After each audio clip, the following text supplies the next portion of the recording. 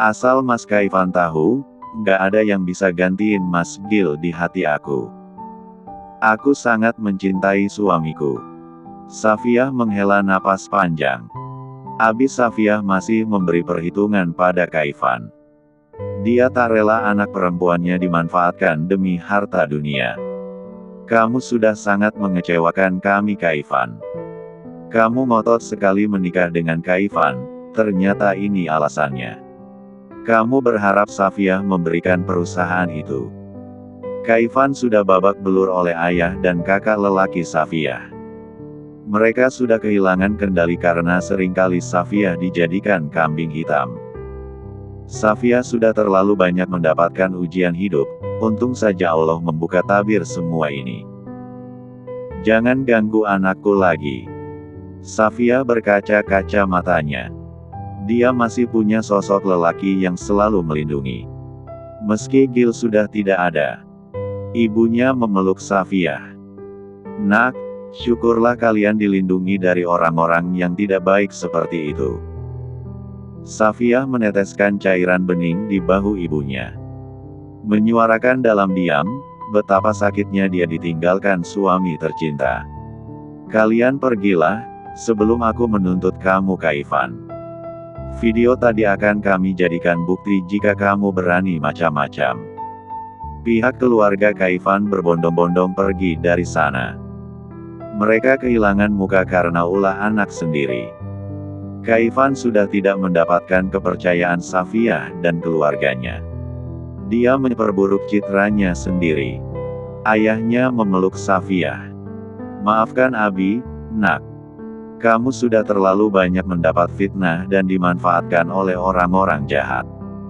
Safiyah sedikit lebih tenang karena ada keluarga yang menerimanya dengan lapang dada. Kamu cerdas sekali Sa, dari mana kamu dapat bukti itu semua? Sang kakak bertanya sambil duduk di sofa hitam panjang ruang tamu berhiaskan dinding kaligrafi. Sa, minta orang untuk menyelidiki Mas Kaifan terus rekam apapun yang dia katakan. Sa, nggak rela sama orang yang tiba-tiba datang memaksa untuk masuk ke kehidupan kami. Kedua orang tuanya saling pandang. Mereka tahu betul jika Safiyah memang tidak bisa menggantikan sosok Gil dengan pria manapun. Kamu istirahatlah dulu dengan anak-anakmu. Kasihan mereka baru datang, tentu masih capek. Safiyah tak bisa mengatakan soal pria yang satunya lagi. Tiba-tiba datang ke hidup mereka membawa aroma Gil dan mencontek nama sang suami. Parahnya lagi Bilal masih ngambek sampai detik ini. Anak lelaki Safiyah itu minta terus bersama Gil. Safiyah terpaksa meminta nomor telepon Gil dari Damar. Sebab, Bilal seringkali sakit dan tak mau makan. Bi, ini mama telepon. Sesuai dengan yang kamu mau, tapi jangan bilang-bilang sama nenek atau kakek ya. Iya, Umi. Bilal mau ayah ke sini. Nggak bisa sayang. Nanti nenek sama kakek marah. Ish bunda gak asyik. Sebagai gantinya Bilal mau ngeliat wajah ayah yang tampan. Tapi kamu harus makan ya. Safiyah tak tahu lagi mencari cara agar anaknya tidak ketergantungan dengan pria asing itu. Panggilan video itu terhubung pada Gil. Bi, jangan lama-lama ya. Bunda mau mandi dulu. Nanti selesai bicara langsung minum obat ya. Bilal mengangguk. Dia mengambil ponsel itu dari tangan Safiyah. Harus ikut naik ke atas kasur Bilal yang bermotif Doraemon. Assalamualaikum ayah. Bilal jadi semangat 45 menatap wajah tampan Gil yang baru. Waalaikumsalam. Gil yang sedang bersantai di balkon penthouse. Menatap keindahan langit dan kota di siang hari. Ayah kenapa sih gak mau tinggal sama kita? Bilal gak mau makan kalau gak ada ayah. Sabar ya sayang. Bilal gak bisa sabar. Bilal mau adik kayak yang lain. Bilal bosan main Barbie sama Haura. Haura gak asyik. Ayolah ya, Bilal gak ada teman. Gil tertawa pelan mendengar curhatan anaknya. Haura sabar ya nak. Bilal gak boleh gitu. Harus bisa jagaan Haura. Ah, Haura gak asyik. Suka mewek kayak bunda. Yah, Bilal mau punya adik cowok. Kamu bujuk dong bunda. Bilal mengetuk jari di dagunya. Boleh deh, nanti Bilal bujuk bunda. Tapi Bilal mau adik cowok kembar ya. Gil menggelengkan kepala. Memangnya bisa minta bi? Aneh deh. Haura sana. Gak boleh tahu urusan cowok. Haura manyun. Bilal jahat.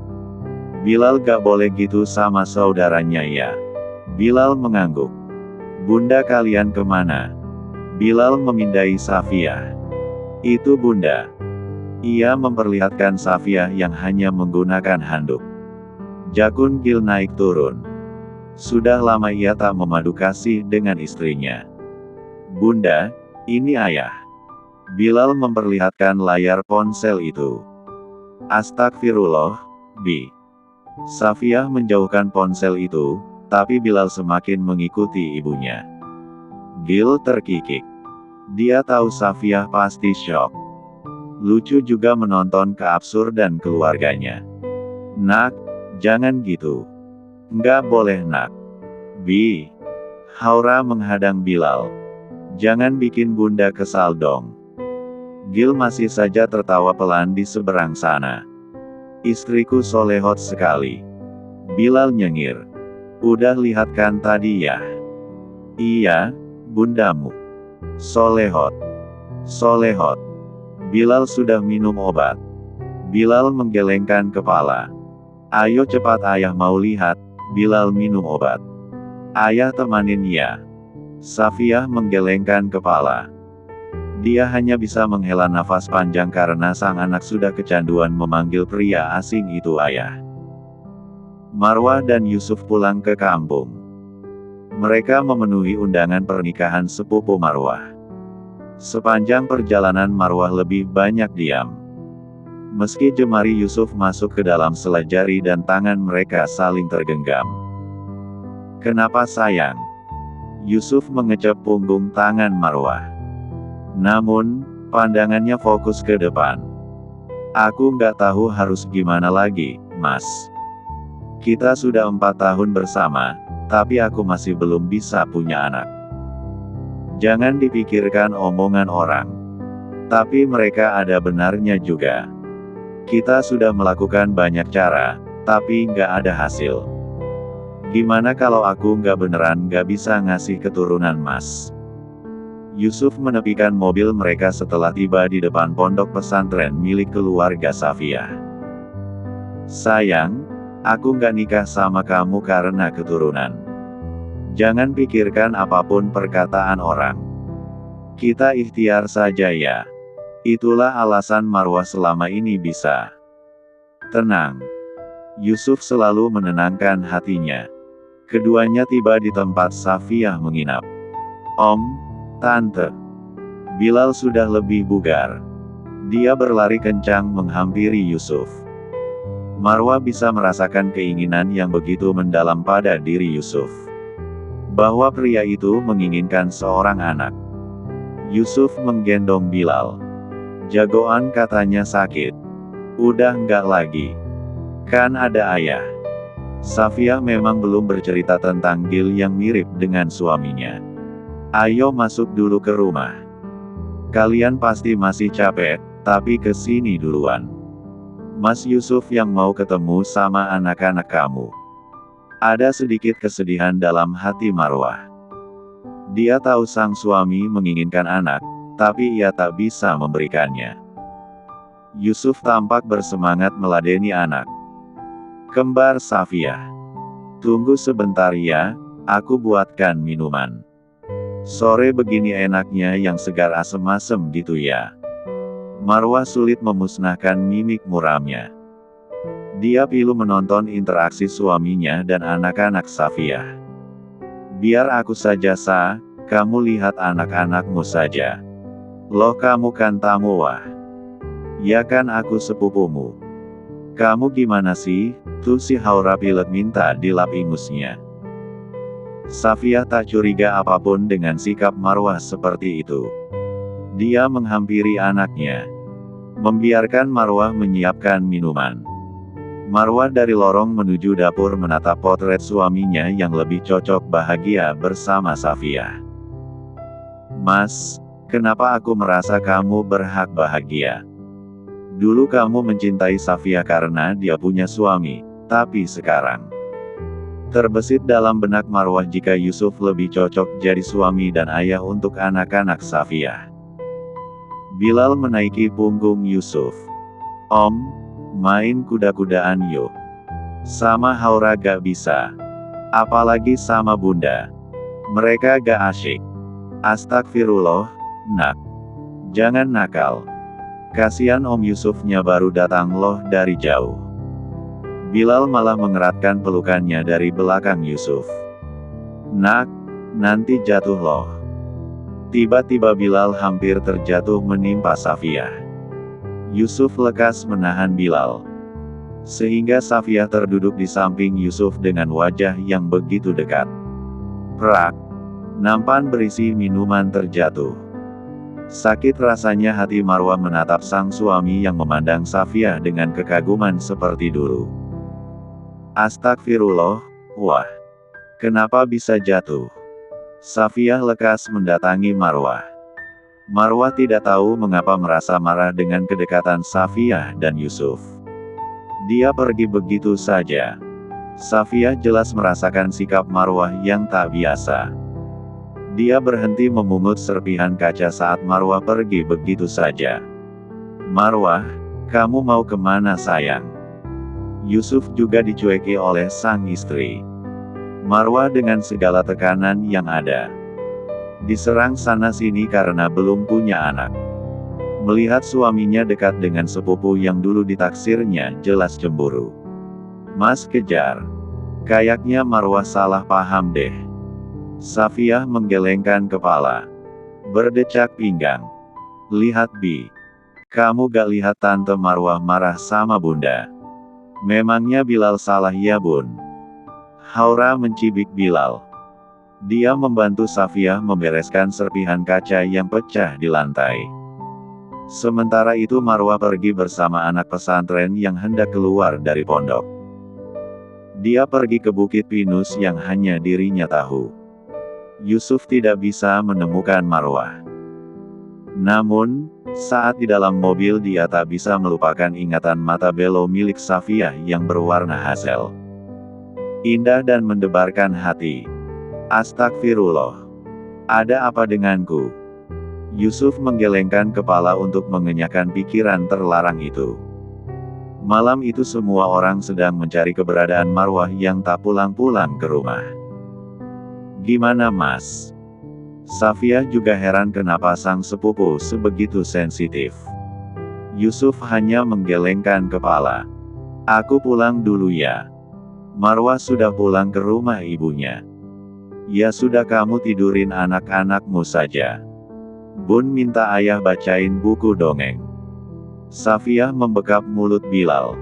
Ini sudah malam, aku ke dalam dulu ya. Entah kenapa Yusuf merasa dia punya harapan ketika mendengar Bilal menyebut kata ayah. Apakah itu pertanda? Ah, tidak, Yusuf menggelengkan kepalanya. Safiyah mulai bertempur dengan anak umur 4 tahun yang tantrum. Aku gak mau tidur kalau ayah gak mau bacain dongeng. Pokoknya gak mau. Safiyah memegang kepala. Haura, tidur sama bunda hari ini ya.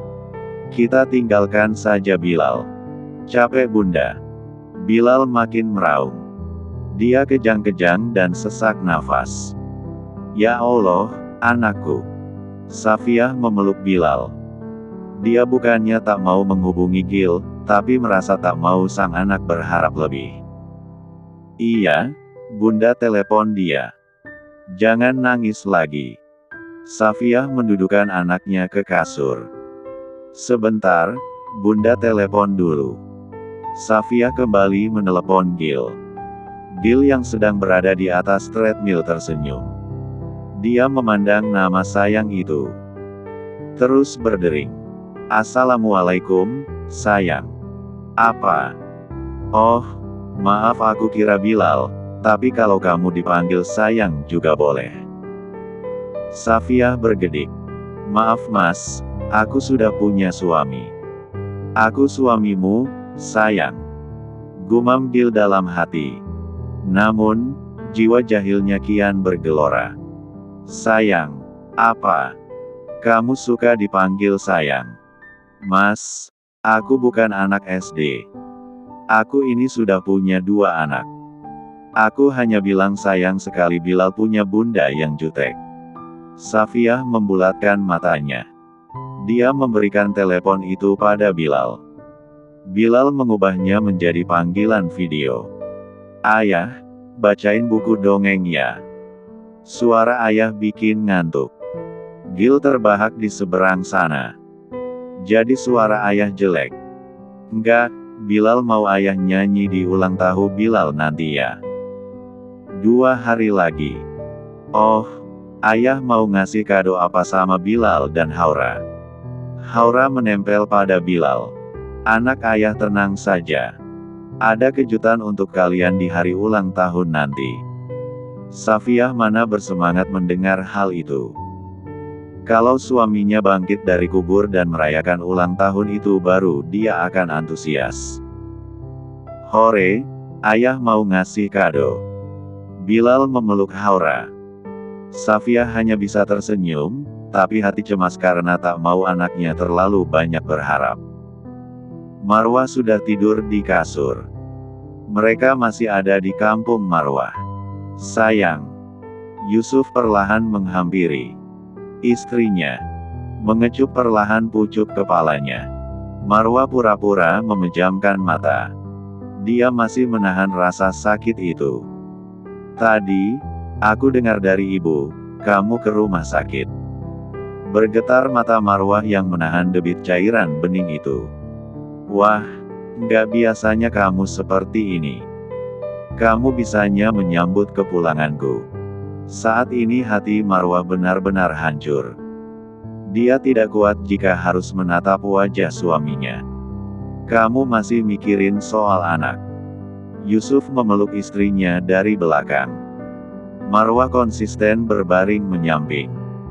Aku sudah mendapatkan info dokter terbaik untuk membantu kita. Dia akan membantu kita dengan bayi tabung.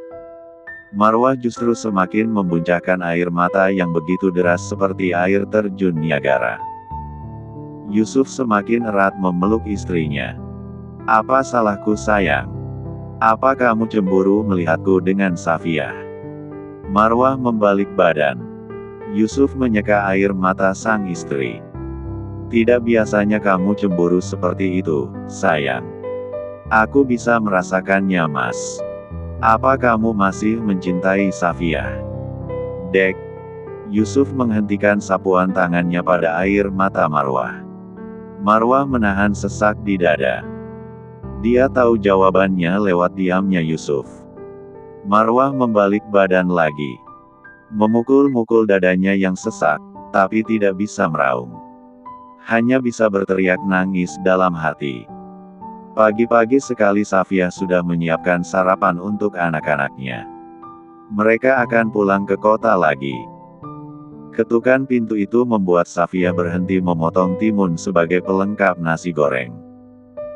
Umi, Sa saja yang membukakan pintu.